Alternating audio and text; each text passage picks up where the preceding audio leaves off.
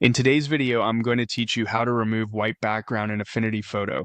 By the end, you'll have a clean, transparent background you can use for graphics, product photos, or collages.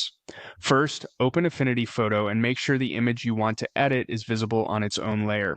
If you have multiple layers, click the one with your subject so your selection applies in the right place.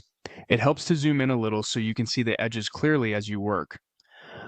Next, switch to Pixel View at the top. This puts you in the right environment for pixel-accurate editing and makes it easier to judge crisp edges against the white. If you see a pixel grid or a sharper preview, that's normal. It's simply showing you an accurate view for selections. Now, look to the toolbar on the left and choose the Selection Brush tool. This brushes on a selection as you paint. Set it to add to the selection and adjust brush size as you go. Use a larger brush for broad areas and a smaller one to trace details around hair, logos, or corners.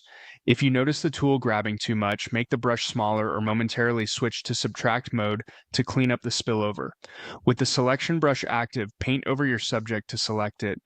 Move steadily and let the tool cling to strong edges. Take your time around fine details. If the white background gets included, hold the modifier for subtract and brush it away. A good habit is to work around the outline first, then fill the interior so you don't miss any islands. When your subject is fully selected, click Mask. Affinity Photo will create a layer mask that hides the white background and keeps the subject visible. You'll see a checkerboard where the background used to be. That represents transparency. If any halos remain, lightly refine the selection and mask edges with smaller brush passes. That's it. The white background is gone and your subject is isolated. When you export later, choose a format that supports transparency, like PNG, to preserve that clean cutout.